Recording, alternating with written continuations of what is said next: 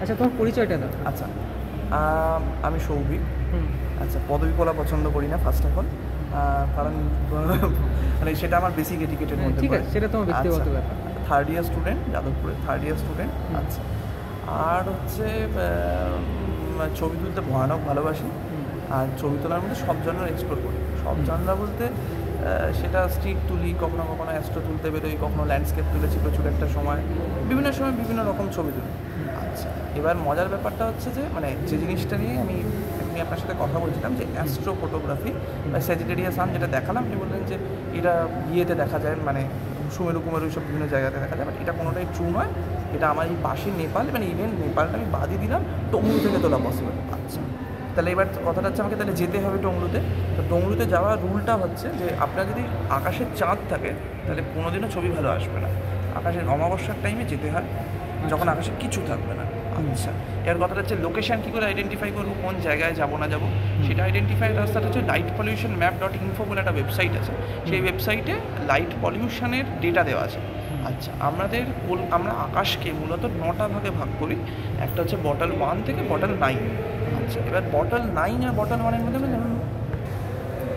এবার বটল 1 থেকে বটল 9-এর মধ্যে আমরা ক্লাসিফিকেশানটা এরকমভাবে করি যে বটল 1 মানে হচ্ছে সব থেকে ক্লিয়ার স্কাই, যেটা এই কলকাতা শহরে পসিবল না। কলকাতা শহরের যে স্কাইটা সেটাকে বটল 9 বলে। মানে আপনি যদি একটু চোখ বন্ধ করে রাতের আকাশের দিকে যান, আপনি একটা তারাও দেখতে পাবেন না। তার কারণটা খুব স্পষ্ট, খুব সিম্পল, খুব ক্লিয়ার। তার কারণটা হচ্ছে গোটা কলকাতা শহর জুড়ে যে পরিমাণ আলো রয়েছে, যে পরিমাণ বিজ্ঞাপন রয়েছে, আমার তো মনে হয় যে কলকাতা শহরে একদিন লোডশেডিং করে দিয়ে রাতের আকাশ দেখা যেতে পারে। সেটা খুব ভালো সলিউশন, গোটা কলকাতা শহর লোডশেডিং করে রাতের আকাশ দেখবে। আচ্ছা, আবার আসছি বটল 1 স্কাই আর বটল 2 স্কাই। আমি যে স্কাইটাতে ছবি তুলতে গেছিলাম সেটা হচ্ছে বটল 2 স্কাই। আচ্ছা, বটল 2, বটল 1 এটা বিজ্ঞানী বটলের ক্লাসিফিকেশন, সেটাতে আমি ইন্টারফেয়ার করছি না। এবার আসছি তুলতে গেলে আমার অনফিল্ড কী কী তথ্য চাই, কী কী ডেটা চাই। প্রথম কথা হচ্ছে অ্যাস্ট্রো তুলতে গেলে আমাকে আকাশকে চিনতে হবে। আচ্ছা, আকাশকে চিনবো কী করে? স্টেলেরিয়াম বলে একটি সফটওয়্যার আছে, যেটা অ্যান্ড্রয়েডে প্রচণ্ড পরিমাণে অ্যাভেলেবেল, অ্যাপ স্টোর থেকে পাওয়া যায়। আমি স্টেলেরিয়াম ডাউনলোড করে নিলাম। প্রিমিয়াম আছে, ফ্রি আছে। ফ্রিটা ইউজ করতে পারি, প্রিমিয়াম ইউজ করতে পারি, কিছু যায় আসে না। আচ্ছা, এবার আসি হচ্ছে এবার তারপরে যে মেজর কন্টেন্টটাতে আসবে সেটা হচ্ছে যে আকাশটা মানে কোন পয়েন্টটা মানে কোন পয়েন্টটাতে আমার ফোকাস পয়েন্ট হবে। মানে বেসিক্যালি এই যে ছবিটা তোলা হয়েছে এটা হচ্ছে মূলত তোলা হয়েছে স্টার ট্র্যাকার ইউজ করে। তো স্টার ট্র্যাকার বলতে আর কি মানে স্টার ট্র্যাকার বলার রিজনটা হচ্ছে যে মানে আচ্ছা, আর একটা সফটওয়্যার আছে সেটা বলে পোলার ক্লক। আচ্ছা, দুটোতেই আসছি। আমাদের আকাশের মধ্যে সব থেকে স্থির যে তারাটা সেটার নাম হচ্ছে পোলারিস নর্থ স্কাইতে অ্যাভেলেবেল। আর পোলারিস কেন স্থির, তার কারণটা খুব সিম্পল। মানে আমাদের পৃথিবীর যে নর্থ পোল, সেই নর্থ পোলের অ্যাক্সিস বরাবর পৃথিবী ঘোরে না, পৃথিবী ঘোরে পোলারিসের অ্যাক্সিস বরাবর। তাই জন্য পোলারিসটা স্টেবল থেকে তার চারপাশের তারাগুলো ঘুরতে থাকে। এইবার আসছি পোলারিসের। এবার পোলারিসটা আমার স্টেবল পয়েন্ট। এবার তাহলে পোলার ক্লকটা কী বোঝাতে হবে? পোলার ক্লকটা হচ্ছে খুব সহজ জিনিস। পোলার ক্লক হচ্ছে বেসিক্যালি আমি যখন স্টার ট্র্যাকার ইউজ করবো তখন পোলার ক্লকে আপনি নির্দিষ্ট পয়েন্টে স্টারের পজিশনটা দেখতে পাবেন। মানে ওই ক্লকের ওই পয়েন্টটাতে এখন আমার স্টারটা রয়েছে, আমি যদি ওর সাথে অ্যালাইন করি। আর স্টার ট্র্যাকারটা কি? স্টার ট্র্যাকার হচ্ছে পৃথিবীর যে আহ্নিক গতিটা রয়েছে তার সাথে কম্প্যাটিবল করে ঘুরতে থাকে। এই জন্যই এটার নাম স্টার ট্র্যাকার হলো। এরপরে লেভেলটাতে হচ্ছে যে আমি এবার পোলার ক্লকটায় দেখলাম ওটা কোন ডিগ্রিতে রয়েছে, 15 ডিগ্রি, 20 ডিগ্রি, এটা 60 ডিগ্রি, মানে পুরো 360 ডিগ্রি রয়েছে। তো এখানে 15, 20, 30, 50, 60, 70 যে কোনো একটা পয়েন্ট রয়েছে সেটাকে আইডেন্টিফাই করলাম। সেই পয়েন্টটাকে আইডেন্টিফাই করে সেই পয়েন্টে পোলারিসটাকে নিয়ে এলাম। সেটা হাতের ম্যানুয়াল সেটিংস করে আমি মানে বেসিক্যালি ওই পয়েন্টটাতে নিয়ে চলে আসছি যে পোলারিসটাকে, তাতে আমার পৃথিবীর আহ্নিক গতির সাথে অ্যালাইন হয়ে গেল। এবার আমি কোনো একটা অবজেক্টে যখন ট্র্যাক করতে যাব তাহলে সেই পয়েন্ট থেকে ট্র্যাকটা নড়বে না। মানে পয়েন্টটা হচ্ছে যে আমি যখন শাটার স্পিড, মানে আমরা যখন অ্যাস্ট্রোফটোগ্রাফি করি, অ্যাস্ট্রোফটোগ্রাফিতে জিনিসটা সবথেকে বেশি ম্যাটার করে সেটা হচ্ছে আমার কাছে কতটা ডেটা আছে। কতটা ডেটা বলতে কীরকম, মানে আমি যদি কোনো একটা জিনিসের ভালো ছবি তুলতে অ্যাস্ট্রো তুলতে গেলে একদম তো আকাশ চিনতে হবে। আকাশ চিনতে বলতে সপ্তর্ষিমণ্ডল হোক, ওটা মানে সেটা ওরায়ন হোক, ওরায়ন নেবুলা হোক, M42, M31 গ্যালাক্সিগুলো হোক, অ্যান্ড্রোমেডা হোক বা স্যাজিটেরিয়াস সান হোক, হোয়াট এভার ইট মেবি, সেটা যদি আমাকে ছবি তুলতে হয় তাহলে আমাকে আকাশটা চিনতে হবে। তো সেটা আমি স্টেলারিয়াম দেখে চিনলাম, আইডেন্টিফাই করলাম, নিজের পোলার ক্লক দেখে স্টার ট্র্যাকারটা অ্যালাইন করেছি, আমার কাছে এখন ক্যামেরা রেডি রয়েছে। এবার ডেটা চাই, আমি কতটা এক্সপোজার নেব মানে এই একটা স্টার ট্র্যাকারের ছবি তুলতে আমার ঘন্টার পর ঘন্টা সময় লাগে। ঘন্টা পর ঘন্টা বলতে আমি একটা ছবি 30 সেকেন্ডে তুলতে পারি, 60 সেকেন্ডে তুলতে পারি। এখন নিকনের যে অত্যাধুনিক ক্যামেরা Z8 Z9 এতে 60 সেকেন্ডে 60 স্পিড রয়েছে। আচ্ছা, অ্যাপারচার কত রাখবো? খুব সহজ কথা, অ্যাপারচার 2.8 রাখবো। একটা রুল আছে সেটাতে 60 স্পিডটা দেওয়া যায়, সেটাকে বলে রুল অফ 500।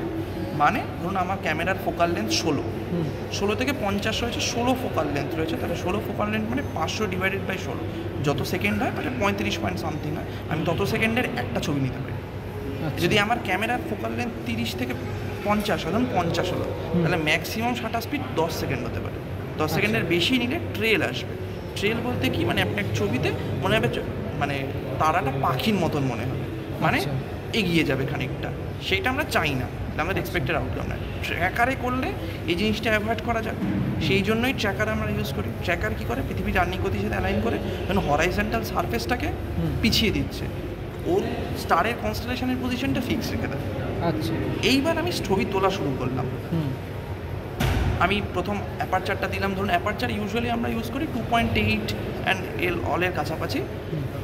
আইএসও মিনিমাম রাখার চেষ্টা করবো, তাতে নয়েজ কম হবে।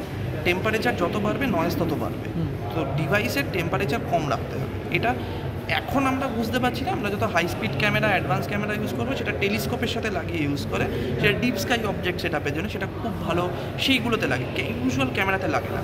আর যে জায়গাগুলোতে আমরা তুলতে যাই ছবি, সেই জায়গাগুলোতে প্রচণ্ড ডিউ পড়ে, মানে ক্যামেরা ভিজে নষ্ট হয়ে যাবে। তো সেই জন্য ডিউ হিটার লাগে, সেটা 4-5 হাজার টাকা দাম, বেশি দাম নয়, লাগিয়ে পাওয়ার ব্যাঙ্কে লাগিয়ে একটা USB কেবলে লাগিয়ে ক্যামেরা লেন্সের সামনে ধরতে হবে। এইটুকু হচ্ছে বেসিক টাস্ক। হয়ে গেল আমার সেট আপ রেডি।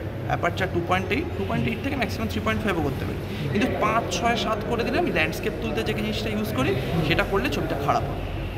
এবার এলাম আইএসও, বললাম মিনিমাল রাখার চেষ্টা করবো, নয়েজ কম আসবে, পরে নয়েজ আলাদা করে কমাতে পারি, কিন্তু ছবির অরিজিনালিটি নষ্ট হবে।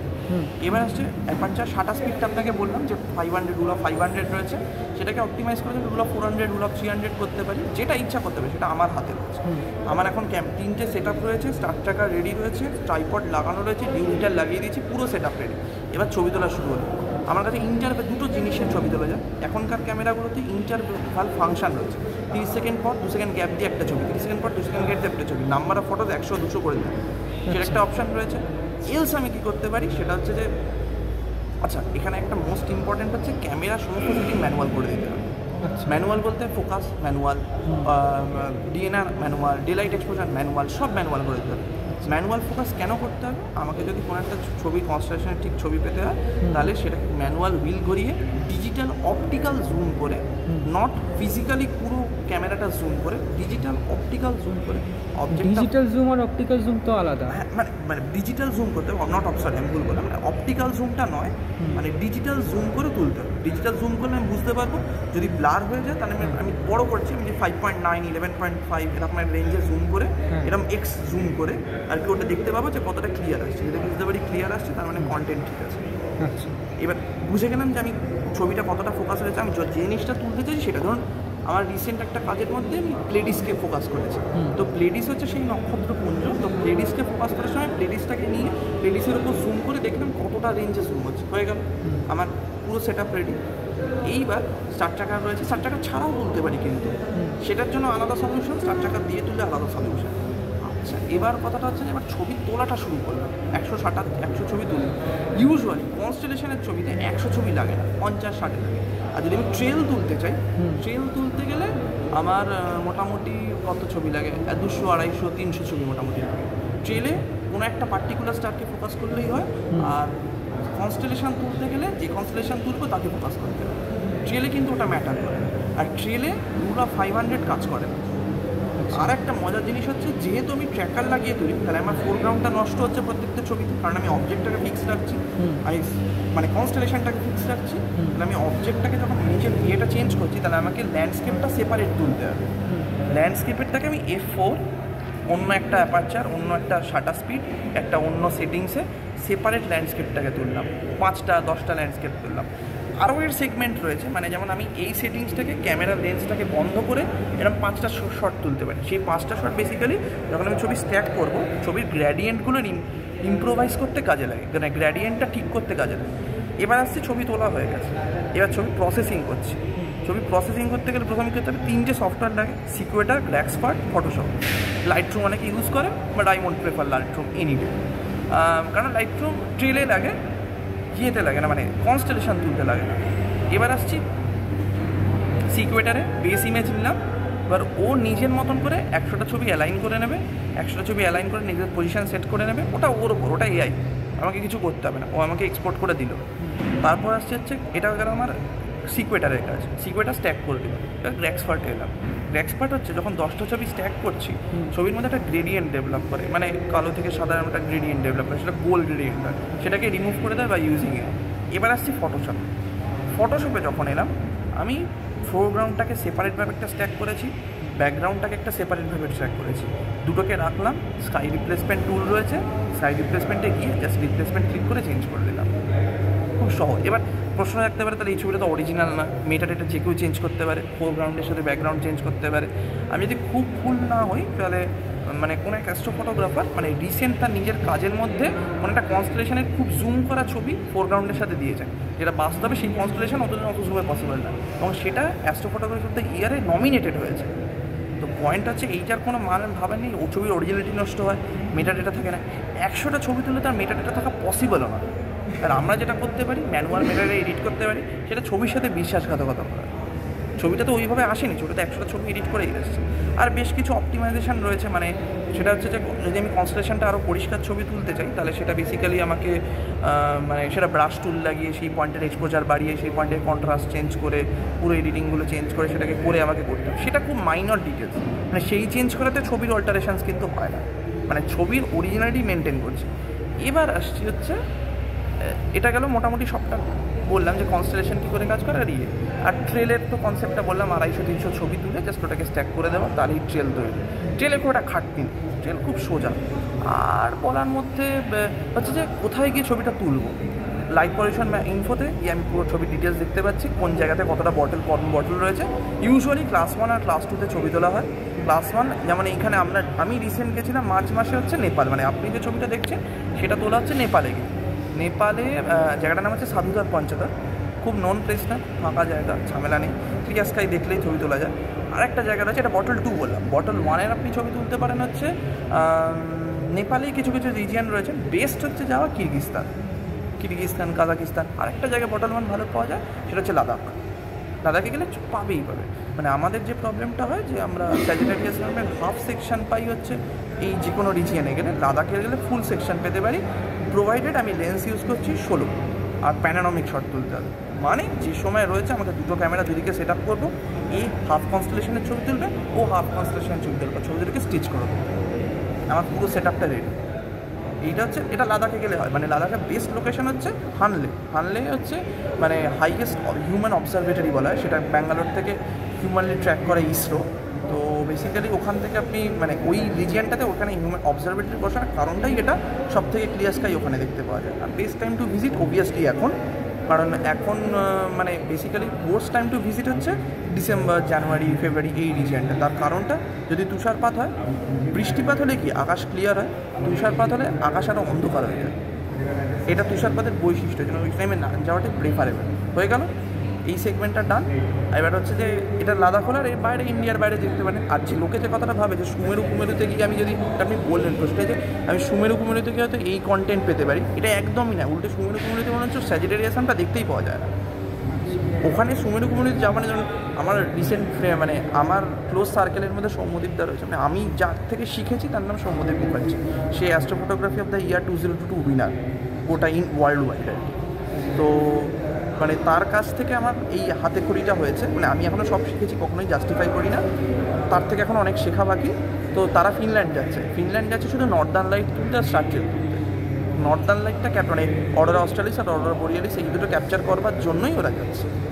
এইটা হচ্ছে শেখা, এবং এইটার কন্টেন্ট ইউটিউবে প্রচুর অ্যাভেলেবেল, কিন্তু ইউটিউবের কোনো কন্টেন্ট পারফেক্ট নয়। আপনি অন ফিল্ড এক্সপিরিয়েন্স যত হবে তত ইয়ে পারবেন, এটাকে। ঠিক আছে।